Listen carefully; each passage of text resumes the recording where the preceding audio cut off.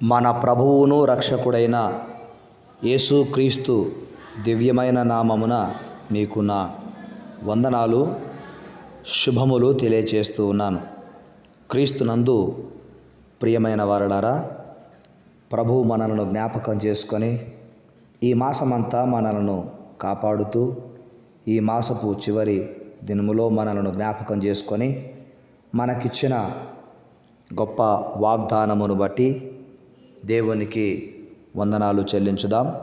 నేటి దినపు వాగ్దానము: నీ ధైర్యమును విడిచిపెట్టకము, నీవు గొప్ప బహుమానము పొందెదవు. Amen, amen. ఈ మాటను దేవుడు తన ఆత్మ ద్వారా పౌలు గారి చేతుల మీదుగా హెబ్రీయులకు వ్రాయించాడు. హెబ్రీ పత్రిక 10వ అధ్యాయము 35వ వచనము: మీ ధైర్యమును విడిచిపెట్టకుడి, దానికి ప్రతిఫలముగా గొప్ప బహుమానము కలుగును. ఆమెన్. ఈ మాట నాటి హెబ్రీయులకు, అంటే రక్షింపబడిన హెబ్రీయులకు, ప్రభువును నమ్మిన బిడ్డలకు ఈ మాటను దేవుడు వ్రాయించాడు. ఈ మాట నేడు మనకు వాగ్దానముగా ఇవ్వబడింది. మీ ధైర్యమును విడిచిపెట్టకుడి, ఒక గొప్ప బహుమానము నీవు పొందుతావు అని ప్రభు మనకు వాగ్దానం చేశాడు.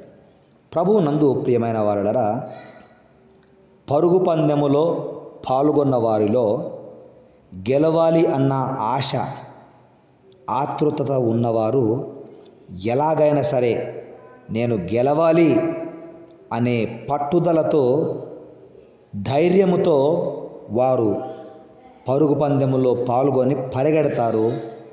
వారి ధైర్యము వారిని గెలిపిస్తుంది. గొప్ప బహుమానము వారు పొందుతారు. ఇంతమందిలో నేను గెలవగలనా, వారితో పాటు నేను పరిగెత్తగలనా అని అనుకుంటే, అధైర్యముతో ఉండిపోతే బహుమానం పొందడం కష్టము. మన దైనందిన క్రైస్తవ జీవితంలో కూడా బహుమానము పొందాలి అంటే ధైర్యంగా ఉండాలి. దేనిలో ధైర్యంగా ఉండాలి?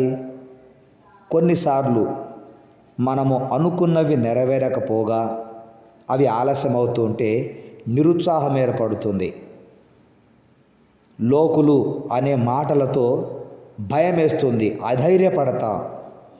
కానీ వాక్యము సెలవిస్తోంది.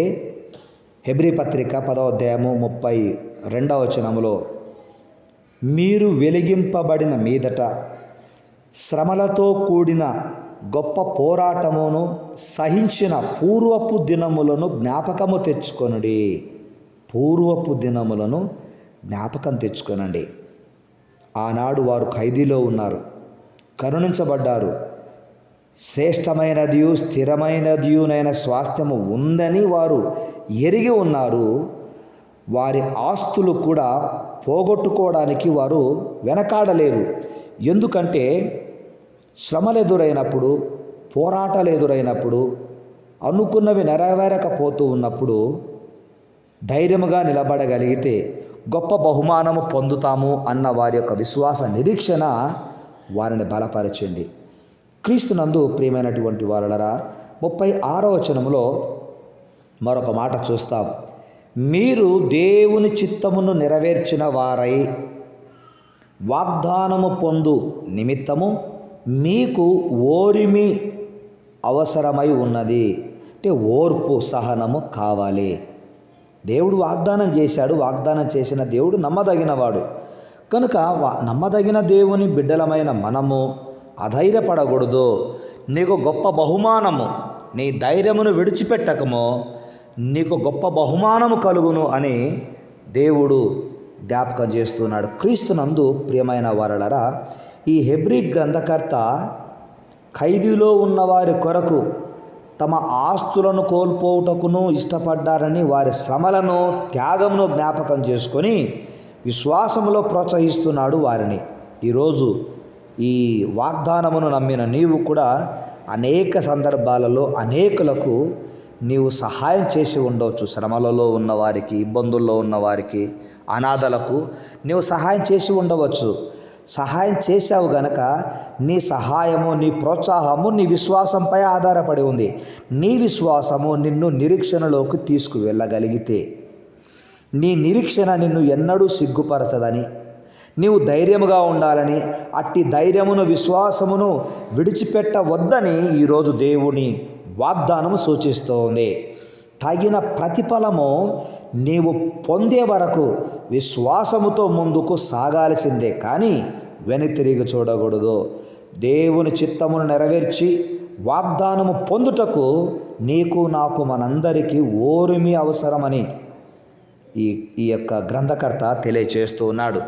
కనుక క్రీస్తునందు ప్రియమైన కుమారుడా, కుమార్తె, ఈ లేఖన భాగాన్ని మనము జ్ఞాపకం చేసుకుంటున్నప్పుడు వాస్తవానికి చెప్పాలంటే పూర్వపు దినములలో వారు సహించినవి, ఆ శ్రమలను మనం జ్ఞాపకం చేసుకుంటే మన ముందున్నవి మనం పొందలేకపోతున్నాము అన్నది, మనం అనుకున్నది నెరవేరకపోతూ ఉంది అన్నది పెద్ద సమస్య కాదు.